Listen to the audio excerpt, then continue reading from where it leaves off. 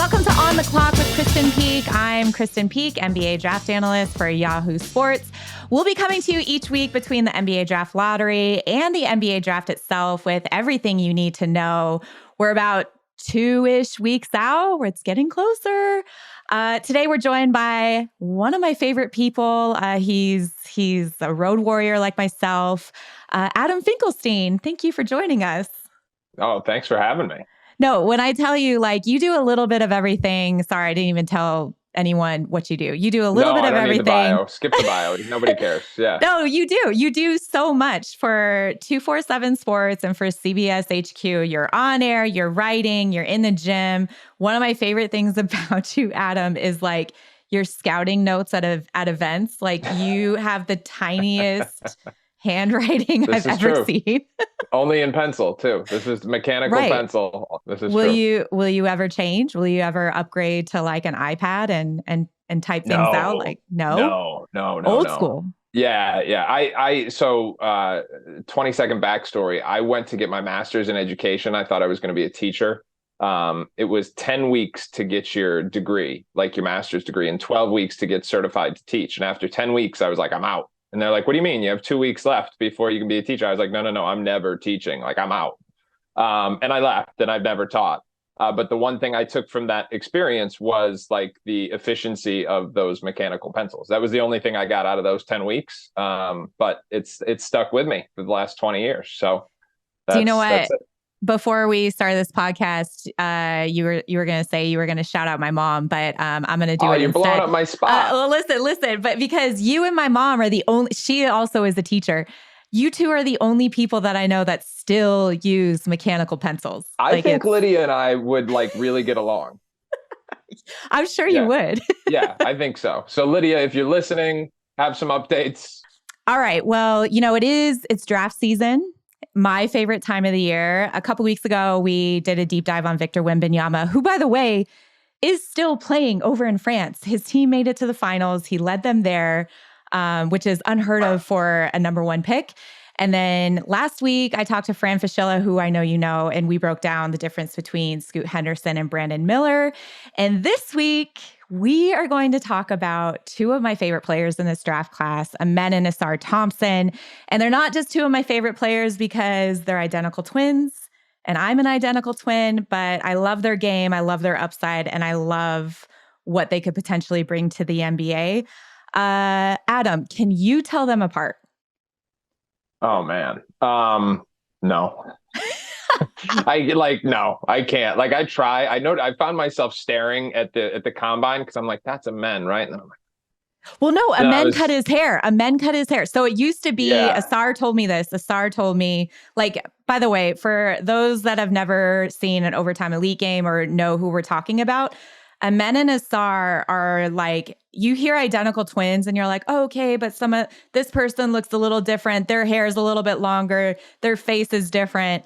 No, like these two are completely identical. And I remember I asked Ausar, I said, what is the easiest way to tell the two of you apart? And he just said, oh, Amen's hair flops down a little bit in front. That's it. I'm like, that's it. So then when Amen cut his hair, I was like, now how do we tell you apart? Right. Well, Ausar is just a little bit better of a shooter. That's how I tell him apart. But yeah, and I can't and like, but you know this, like my vibe is very different with these players than yours. Like you know these kids like personally at a level that I like. I may like, hey, what's up, man? Dap them up, whatever, and then like keep it moving. But it's a much different, I think, stylistic approach that you and I take. So I don't interact with them as much as you do. So no, for me, like kind of from afar, I'm no pun intended, afar with Ausar. Like I'm just, I got no clue. I'm like, yeah. Do you know what's interesting is, so I spent a couple of days in Atlanta last month with them during a pro day that they did not participate in, but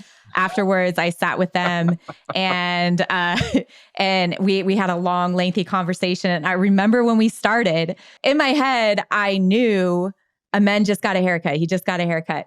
And as I'm starting the interview, I'm like, I have my microphone and I was like, Amen, what do you remember COVID being like? And I'm looking But no, I think I'm looking at Amen, but it's Ausar. And then he starts talking. I'm like, oh, it's you. Like, yeah. Well, if you can't tell them apart, then I certainly don't feel bad because if you can't, then I don't think anybody in the media can. So we look back at twins in the draft, right? mm-hmm. Like we have the Lopez twins. We have the Harrison twins. These two are projected, top 5, top 10, definitely in the lottery. What separates them? Like, what excites you most about the two of them entering the NBA? Not only as individuals, but also as twins and brothers and how skilled they are. So a little backstory. You alluded to the fact that like I kind of wear a lot of hats. And when I joined 24/7 in CBS, it was about 14 months ago now. And a big part of the appeal for me was the opportunity to kind of continue to follow these guys that we watch in high school through the NBA draft. So now, having said that, I'm kind of new to the NBA draft community, and it is, a community in terms of like online and people on Twitter and people who do this, not just for major media outlets like you and I, but even who do it independently. And one of kind of the first things I did was I wanted to kind of like test some of the narratives that were out there versus what NBA scouts were saying behind the scenes. And I've made that a little bit of a theme this year. And one of them was like, NBA draft Twitter, if you will, had just kind of like anointed Amen. And I should say, like, I think a lot of the coverage on the NBA draft is really, really smart. Like when I came into this space and I started to learn about it, I was like, you know what, the bar's pretty high here. Even with some of the independent outlets. And I still consume a lot of this stuff as a fan. Yeah. But there are some narratives that I think are not always representative of what NBA scouts are saying behind the scenes. Sometimes because there can be an agenda, quite frankly, and other times because there's a decent percentage of the media that views themselves as scouts and wants to give their own take. And I think with Amen was just being like, every outlet was just talking about him as such a better prospect. And early on there was, maybe he could get as high as number 2. And you talk to NBA scouts behind the scenes and they're like, this first came up at the Final Four for me when I started asking NBA scouts, and they said, a lot of them told me they had Ausar above Amen. And I give Travis Branham a shout out on our staff. He had Ausar ahead of Amen all year long. And I was just kind of like, you sure? But to his credit, that's what I've heard more and more in the last, few months. And I started to write that this is what I was hearing, because although they are very similar, not just in the way they look, but I think in the way they play at first glance, there are some differences. What's interesting is I think people disagree on the differences sometimes too. So I'll give you my take, having kind of dug into the film last couple of weeks. But I think Amen is the more dynamic athlete. I think they're both exceptional athletes. I would call Amen the more dynamic of the two. Yes. Are you're agreeing with me on that? I agree. Okay. Yes. Okay. I think Amen is more likely to play with the ball in his hands. Well, yeah, because you have to remember, like, these two have grown up playing together their entire lives. And, somebody has to be the point guard. Someone has to be the secondary guard. And I think growing up, it was just always Amen as the point guard, Ausar as the 2 guard. And it wasn't until their first year at OTE where they split and they were on separate teams that we got a better glance of seeing Ausar as the primary ball handler. And he did fine. And then this last year, it's like they wanted one last, hurrah before they hit the NBA and were never going to be teammates together. And they were playing together again, which is fine. But it allowed Amen, I think, to more excel as the playmaker. And Ausar became the secondary. And I think that's where you see the narrative of Amen being better than Ausar. I think Amen, you have to evaluate him as more of a primary guy, because not just because of and by primary guy, I mean like primary handler, because not just because of how he's played with his brother, but also because the shot is such a question mark in my mind that he has to have the ball in his hands, because he's going to have almost no gravity spacing the floor on the weak side. So now Ausar, I think, I think he's more of a complementary piece. I think he's more of a wing.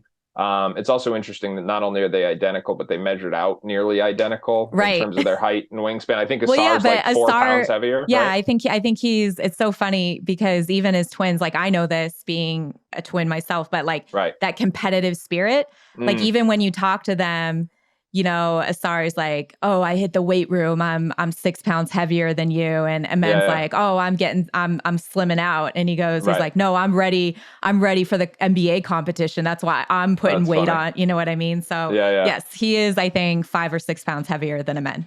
Right. So I view Ausar more as like a wing who I think is progressing, especially late in that OTE season, making more strides as a spot up shooter. I don't think he's ever going to be a great shooter, but he's making more strides to the point where you say, okay, weak side defenses are going to have to account for him. He can be kind of like a second side playmaker because he's a good passer. I don't know that he's quite good enough to be a primary guy. And then I think his defensive upside is like really, really high. I don't think we talk enough about them defensively because, one of the knock of evaluating them as prospects, especially in this draft class, is the lack of competition in the OTE league. And, it's still, a few years in. So they're trying to figure it out and they're doing everything they can to get the best competition. Like they took their Euro tour and I went over to Serbia and Belgrade and saw them play Mega Basket. And they were playing. I did. I know. Yeah. I'm on a different level of crazy. Like I understand. I went to Rhode Island on vacation. You went to Belgrade. Yeah. It was one of those things where I was like, I was already going to Copenhagen to meet my mom, Lydia, shout out. I was meeting her in Copenhagen and I was going to go to Switzerland to see a friend. And I was like, oh, Belgrade, that's only 2 hours away. I might as well go see Amen and Ausar play. Like that was my thought process. Anyways, so OTE was doing everything they could to try to get them tougher competition leading up to the NBA. They played an exhibition game against the Adelaide 36ers in Phoenix, which I was also at. And I can't help myself. And then also prior to the high school season, they brought Cam Boozer and Caden and Christopher Columbus. And then they also brought Sierra Canyon, so Bronny James and that whole circus to OTE for some fall ball games, trying to get some competition for these kids. But all that to say, like, we don't talk enough about their defensive versatility. And I think Amen and Ausar especially are two of the best on-ball defenders in this draft class. And they take immense pride in their defense. So you would know this better than me. You certainly have far more live evals than I do. I thought on tape, Ausar was the more disciplined defender. And like Amen is to me like gambles a lot, undisciplined, I would say, quite honestly. I know like some of my word choice could probably be a little bit more harsh than some, but I thought Ausar was the more disciplined. Like, Amen to me is a defensive playmaker and Ausar is closer to buying into the role of being an elite defender. Yes. And another thing, I have to tell you the story, like when I've had many conversations with the pair of them, but I remember I was complimenting Ausar on his chase down defense. Like he is one of the best chase down blockers at the guard position, I think, at this draft class. And I just like jokingly said, I was like, Amen, how come you don't attempt as many blocks in transition? And he goes, oh, KP, once you jump up, it's a gamble. You don't know how you're going to come down. You don't know if you're going to like roll your ankle. You don't know like if that person's going to fall or you're going to get undercut. And Ausar just goes, you're just not timing it right, bro. Like, don't make up an excuse that like you don't know how you're going to fall. You just don't know how to time it. Like that's a skill that like I think Ausar he's honed in on, So yes. Defensive versatility in the pair, I would agree with you saying Ausar is the better defender. In terms of, I know you are favorable to Ausar, but where does... Not necessarily. I think that's a little bit of a misnomer because I have written, what I have written on the subject has kind of been like reporting, even though that's not really what I do, but it's been more of like intel gathering in terms of just feedback from NBA scouts. Right. The way I would personally summarize it is So this is going to be maybe a little bit of a contrarian opinion, and I'm not sure that you would agree with this. I'm not sure that most agree with this, but I probably see the Twins, and particularly Amen, as more high risk, high reward than others in the top half of this draft, because Amen is basically, what we're saying is like, okay, you can't play off the ball. And so to put the ball in your hand with your athleticism, like it's almost like you're going to be a primary guy. And at his level of athleticism, that ceiling is really, really high. His size, his length, his athleticism, if he proves he can live up to being that primary creator, that's a really high ceiling. But if he doesn't, and the shooting doesn't solve itself somehow, there's a low floor there. Like there's some bad outcomes. And this is the thing that people in the draft community never talk about ahead of time. Like everybody, like if we take, maybe let's say there's 7 or 8 prospects who are perceived as locks to go in the lottery, and I'm making that number up. But that's an estimate. One of them, if not more, is going to be a bust. And like you can just, and nobody's talking like that publicly, because and we have to be careful with our words, because these are still in many cases young adults, some but like there's going to be a bust in here.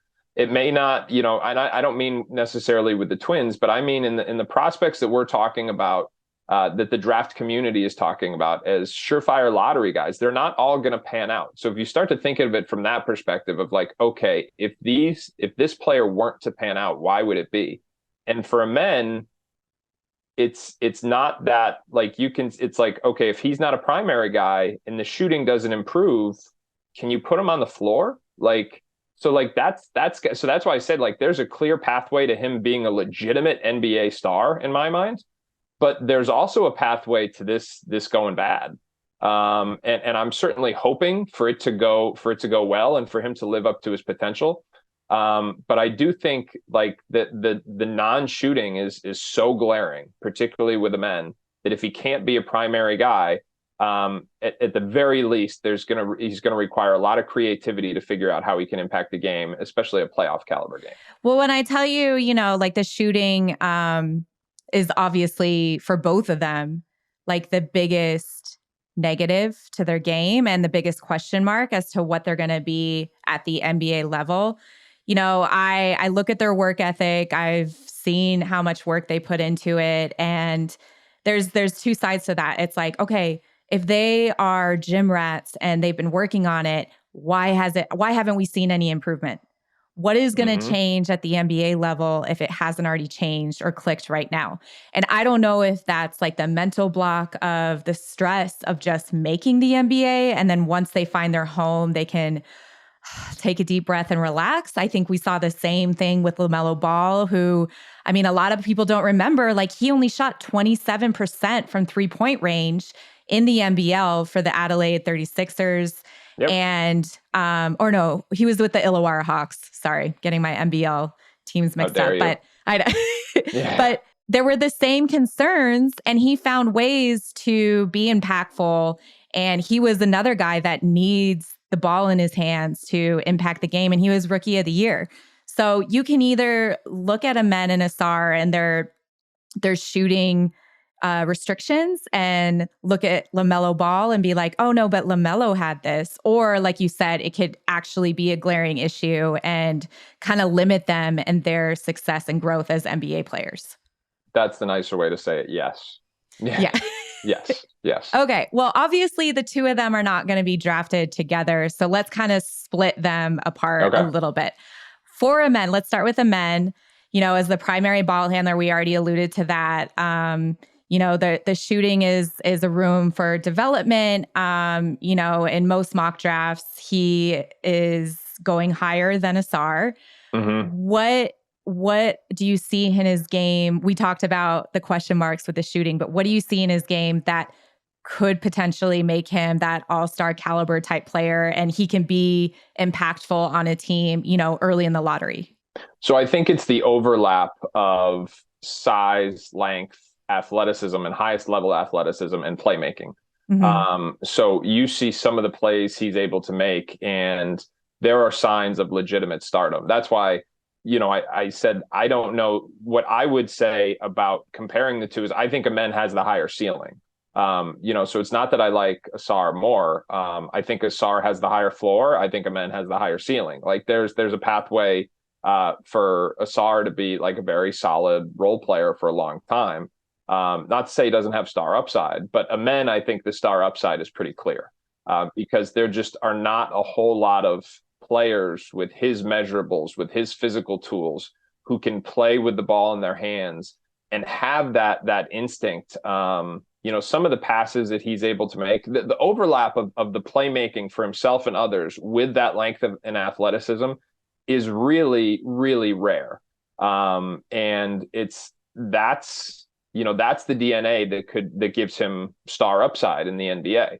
And it's just, we did a thing today with Kyle Boone on CBS about the shooting, and he was asking me what he has to, and I said, listen, like, it comes down to he's got to be at least a threat to make like spot threes. So at least they have to at least respect him out there. And then it's about the dribble pull up, because if you're a primary guy, the reality is the opposing defenders are just going to go under every ball screen every single time. And they're going to do the same thing with Scoop for what it's worth. And right. So, it's the same. It's like what we see with Ja Morant, when he entered the league, like they backed off about 4 feet.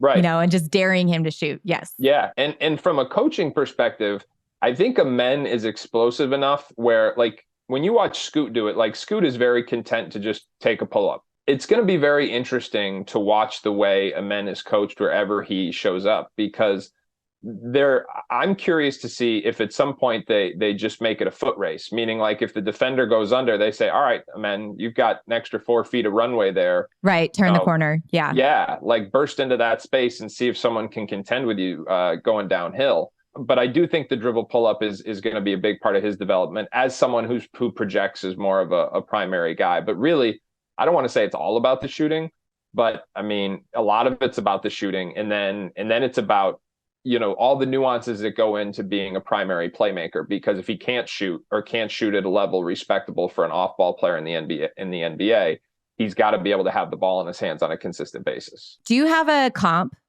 for Amen? Like, is he a bigger John Wall? You should know better than this. You gotta prep me if you're gonna ask me for a comp. What is this? This is some Yahoo sabotage right here. No, I was just put on the spot yesterday. I did a podcast and somebody asked me what Bilal Coulibaly's comp is, and I was like, "What? No, that's on me. You're right. What's your comp, KP? Yeah." I mean, in my notes here, I don't know how you raised this woman, but this is really offensive. In my notes here, John, our producer, who's fantastic, he said, "Is he a bigger John Wall? Like, is he that much of a playmaker that he can create similar to John Wall?" It's not terrible. I don't hate it. There are aspects of it. Yeah, no, I don't, to be honest. I will think about it though, because I'm sure, like on draft night, and this, like, someone's going to ask me this question on draft night, and we're going to have to come up with one. Listen, yeah, thank you. We are in crunch time. Right. We're almost 2 weeks from draft night. Like, I'm doing you the favor. You are. I want to say, like, there's like an Andre Iguodala type vibe to him, but I think I would use that more for Ausar. Yeah. Okay. If you use that one, just make sure you cite me. Got it. Okay. All right. We talked about Amen. Let's talk about Ausar, who, plays more off the ball. He doesn't need the ball in his hands to be impactful. How will his game translate to the NBA, do you think? So I think like really high level defender, and not just in terms of like playmaking, meaning, steals and blocks and stuff like that. But I think like getting around screens, being switchable, being like you mentioned the LeBron type block, like trailing the play in transition. So I think that's, the defensive impact is going to be potentially really high. I think the shooting strides he made, and listen, like mechanically, neither shot is great, but the shooting strides he made late in the year, and I don't know enough about it. Like if I were really going to draft one of these guys, like I would be digging in hard to the shooting. I would be asking them about it. I would probably be having my, they're all getting these psychological profiles. Like I would have that dig into it. I would want to know exactly what they did in the last few years to kind of just know what's been attempted. if you have optimism based on his numbers late in the OTE season that he can make spot threes, that's really encouraging for this like complementary piece, if that's kind of the prototype you're going with for him. I do think he's potentially, the thing that people don't talk about enough with him is he's a heck of a cutter too. Like he really understands how to cut. And I think if you're not a great shooter, hopefully you play for an offensive coach who's smart enough to use you in ways that can highlight that. And the example I would give to that is like Andre Jackson at UConn this year. Like Danny Hurley put him in great situations to, highlight his athleticism and hide his lack of shooting, because he got him in short rolls. He got him in, kind of like the cuts that Dwayne Wade used to make, the 45 cuts. I mean, I think so. I think Ausar, that's something he can really do. And then again, like he doesn't have to make movement threes. Nobody's going to run him off a stagger. It's just, you just have to be able to make spot up shots. Right. Right. And the pull up, like, I don't think your coach is going to want you shooting a pull up at the next level. You're not going to be a primary guy. So I'm not really worried about that. So I don't want to say 3-and-D because that would be somewhat contradictory to the guy who struggled with his shooting historically, right. But defensive standout, really good cutter, potential secondary handler, adequate standstill shooter, and maybe somebody who can play some pick and roll on the second side of the floor. Do you know what's so interesting about this draft class specifically? And at the draft combine, I had a chance to talk to Amen and Ausar. You know me, like I'm always talking to these kids. Right. But Amen said something to me that really stood out. He said, what I love most about this draft class is everybody is looking over here. Victor Wembanyama, Victor. And he said, and us as guards, Scoot, even Brandon Miller as a wing, Amen and Ausar, Cam Whitmore, Anthony Black, we're all waiting in the wings like, oh yeah, you guys think he's special? Wait till you see what we can do. He can get all the attention now, but once we get inside those lines, like watch what we can do. We can be just as good. We can be just as impactful as NBA players. And that mentality going in, especially in this draft class, really stood out to me. Yeah. And, it just goes to show, like, I think they're built differently. I think Scoot is built differently mentally. Like they just have that dog mentality. This isn't a Scoot podcast, but I have some questions. I have some questions about that one. I have some questions. About Scoot, really? About Scoot. Because Fran spent all last week convincing me that there is no way that Charlotte passes him on 2. Really quickly before we go to break, quick sidebar. What are your question marks? So when you watched him in high school, again, Travis and I did a thing on this. The biggest knock on him in high school from the shooting was the inconsistency of the motor.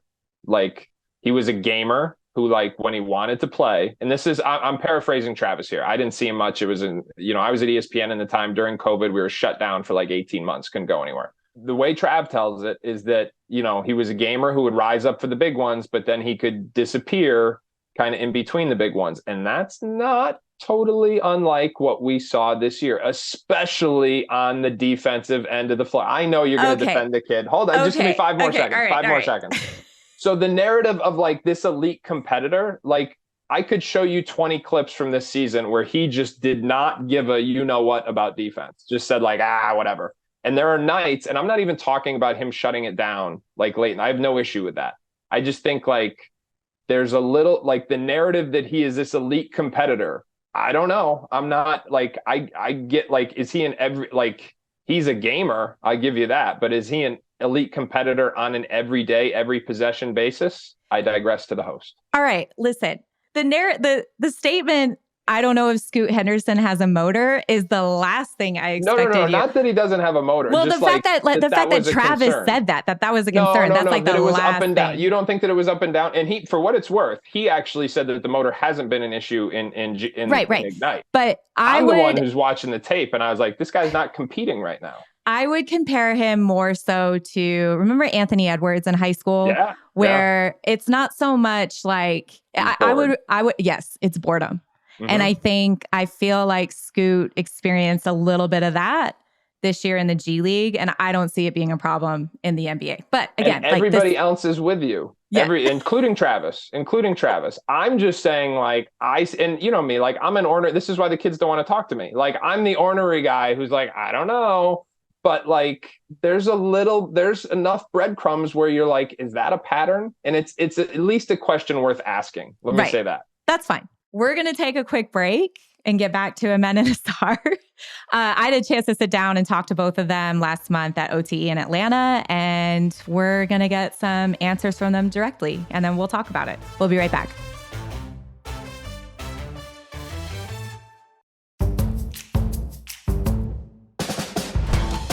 Welcome back to On the Clock. I'm Krysten Peek, NBA draft analyst, joined by Adam Finkelstein from 247 Sports and CBS. We are talking about and breaking down everything about Amen and Ausar Thompson.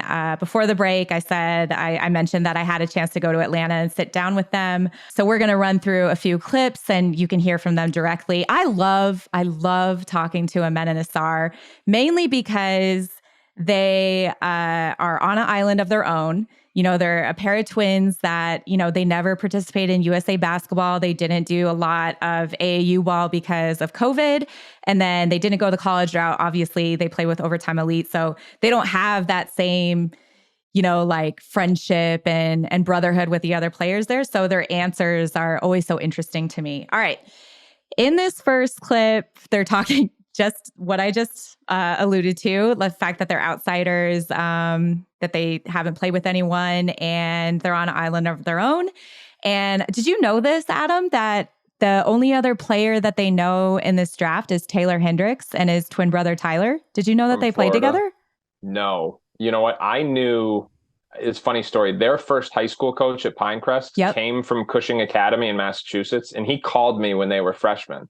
And he's like, Fink, so this guy coached like Phil Pressey and Dominique Bolt and had a whole bunch of guys. And he's like, Fink, you know, I don't care about high level basketball anymore, but I think I got a couple kids. And I was like, how old are they? And he's like, they're freshmen. I was like, call me in 2 years. And here we are, you know. Right. Like, well, then 2 years later, they win a state championship and Amen has 43 points, you know, and and they become the co-players of the year for that. And the coach had left. It was a different coach. Oh, right. Okay. Yeah. All right. So let's have a listen to this first clip.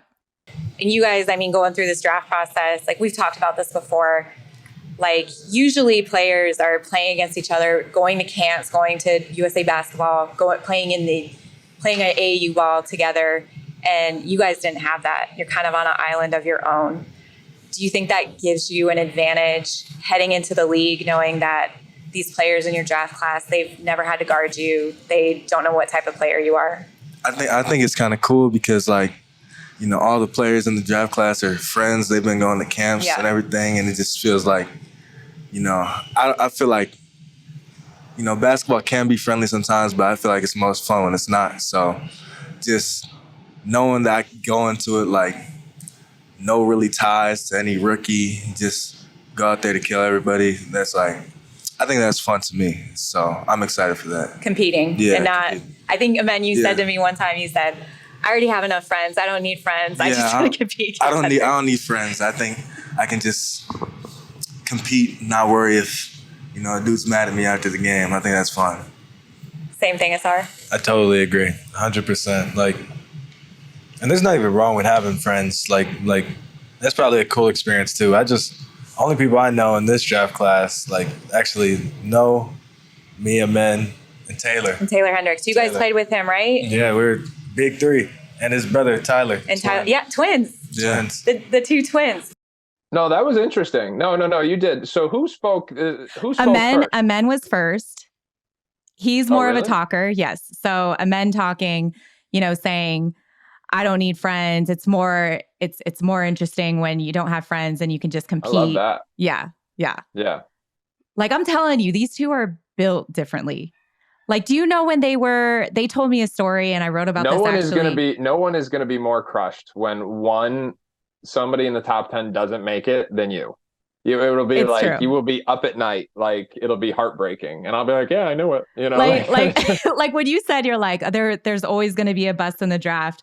You said that, and I started going back and thinking about some of the not so successful players that are in the, and I'm like, oh, he's right, but one of these guys isn't going to make it. I mean, not the twins. Let me be clear. One of like the top 10 picks is not going to make it. You're absolutely right. Yes. Okay, so that was an interesting just perspective into their mentality really going into it. And in this clip, I asked them, and we kind of talked on this a little bit. Like Victor is the clear-cut number one, right? And then you got Scoot and Brandon at the 2-3 conversation, and then Amen and Ausar and a few others are kind of like after that. They're like the third tier. And I asked them, I said, do you guys feel slighted not being in that conversation with that second tier with Scoot and Brandon? And this is what they had to say. Me, honestly, I'm not worried about like where I'm drafted. You know, wherever I go, like it don't matter about getting drafted. It's like wherever I go, I have to show up every day. I can't just come there and be like, oh, I'm the number one pick. Like even I'm 1, 10, 60. Like I got to come out there, same, just compete every day. Same thing I always do. That was Ausar who answered that. And yeah. Yeah. And what's so interesting is like before that clip, and they've said this to me before, it's like they're going into this draft like, yeah, okay, we understand Victor Wembanyama is this projected generational type talent, that he's going to be the number one player, but like, why can't we be in that conversation? You know, like they're completely two different positions. I think they were to start the year. There was at least, I don't know these guys personally, but like I think the Ringer had them in the conversation for number 2, like early on, like coming out of your trip abroad, right? Based on what like Amen was in the conversation for number 2, yes, early on, as I recall. Is there any chance, do you think, that either one of them sneak in to that number 2 spot? Like if they go into Charlotte and they kill the workout, either one of them, Amen or Ausar, is there any chance that Charlotte, do you think, passes on Scoot or Brandon? Well, what I would say is this, is that I think it would be negligent for Charlotte to not do their due diligence on those guys, on both of the twins. And I said that on lottery night, like live on the air. I at the end of the day, I think it's going to be Scoot or Brandon. Again, all you have to do is study recent draft history to know that you need to investigate things that seem counterintuitive right now. You know, Tyrese Halliburton is going to go way lower than he should. And I'm not talking about just like, Jokic in the second round and stuff like that, but there are going to be misses, things that we are considering foregone conclusions, like Scoot and Brandon at 2 and 3. And then there's a next tier. Like there's a mistake in those tiers somewhere that will only reveal itself in retrospect.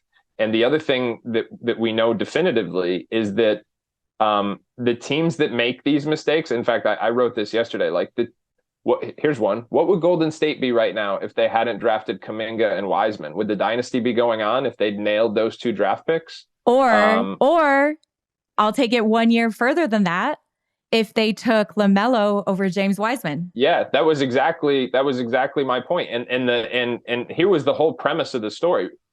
They didn't take LaMelo because they said it was a bad fit, or at least that was the public rationale. Like, we've already got Steph and Clay, like it's a bad fit, so we're going to, we need an athlete. Well, like history doesn't look back at that as a good enough rationale. They look at that as just a bad decision. And I was using this to talk about Charlotte's choice at number 2, because most of the NBA scouts I've talked to think that Brandon will be the pick because he's the better fit. And my question, kind of somewhat rhetorically, was, is that the right rationale at the number 2 pick? Because if you're the guy who takes, or you're the organization, I should say, that takes Wiseman and not, LaMelo Ball, and there's so many examples of this. If you're the team that passes on Luka Doncic and takes Marvin Bagley, like that's, these are franchise altering mistakes.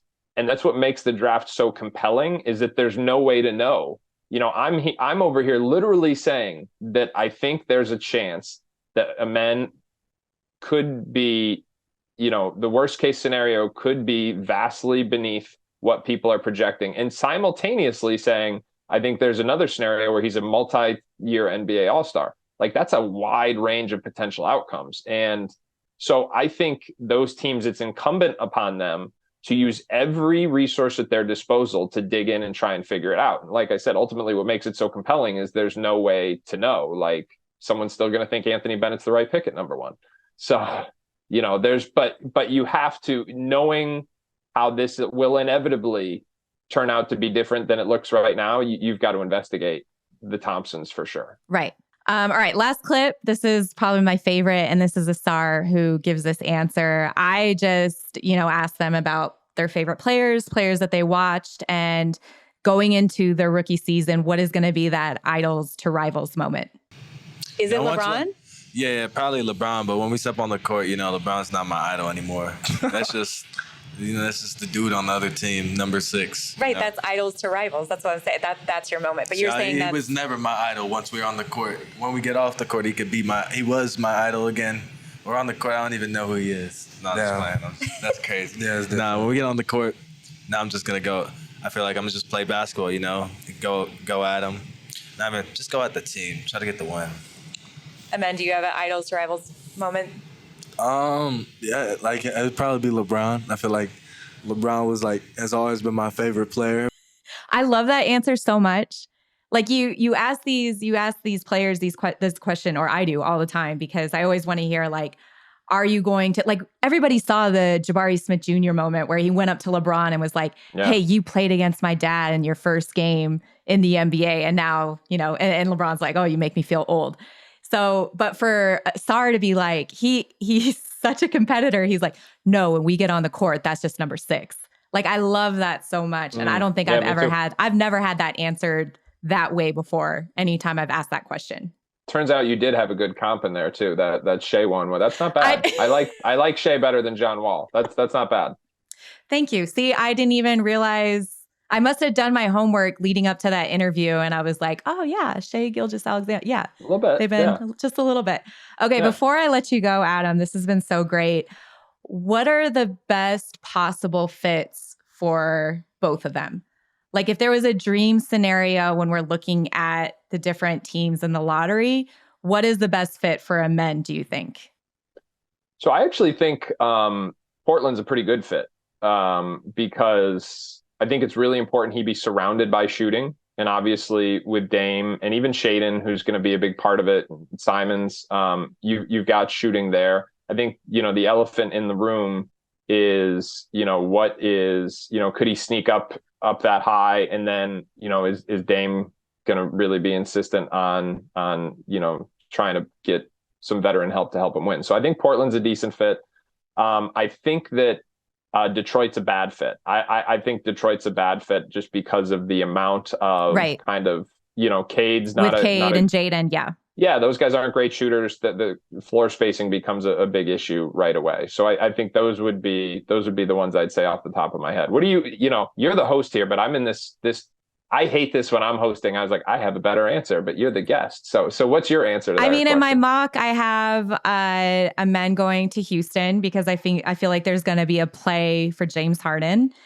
But do you like that? Like, is that like, I think Portland would actually be a better fit. Yeah, Portland would, right? But I can't also forget that Brandon Miller is there and what he did at Alabama with how productive he is on the perimeter with his length. Yeah, I with wouldn't his size. Take them. I'd take Brandon or Scoot at 3. I was just saying from the perspective of Amen, like I think Portland makes sense. And I also think Houston with Udoka there as the head coach, like there's, allegedly going to be much more of a disciplined culture there. Although you bring Harden in there, I just don't know how that affects the trajectory of those young guys. But what about Ausar? What is the dream scenario for him? I do think that he is in a position where he can fit in to different types of situations easier because I think he's going to be more of a complementary piece. Again, I would want him in a place where there's already a decent amount of shooting.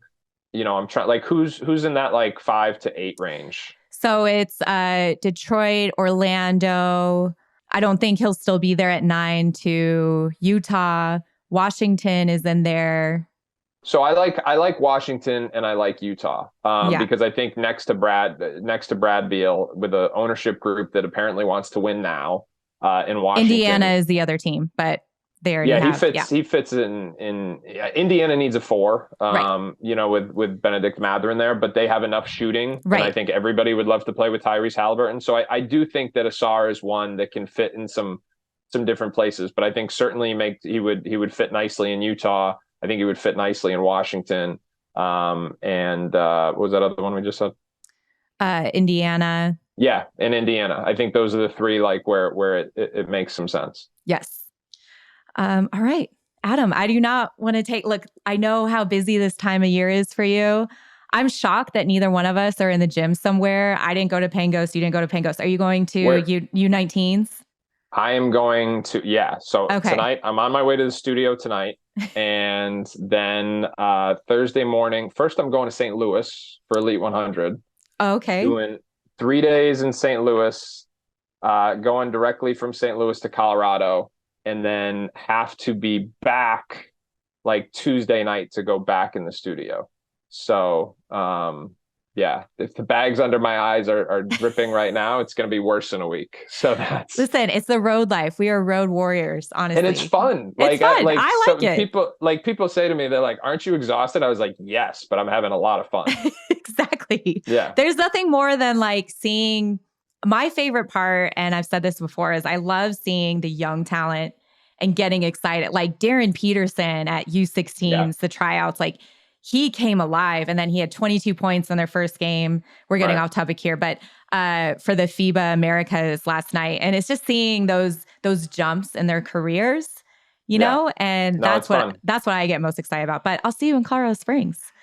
Yeah. Are you doing another 5 days? How long are you doing? I'll be 4 days. I'll be there. And I will leave it with this. You are always like the Jiminy Cricket in my ear when I'm like, I'm thinking about catching an earlier flight. Like, what do you think this? And you're like, go home to your kids. Go home to your kids. Yes. So yeah, appreciate that. So we'll see you in Colorado Springs. Absolutely. And that will do it for us this week. Thank you to Adam for giving us great insight on Amen and Ausar. And you can follow him on Twitter at Adam Finkelstein. And you can follow me as well at Krysten Peek.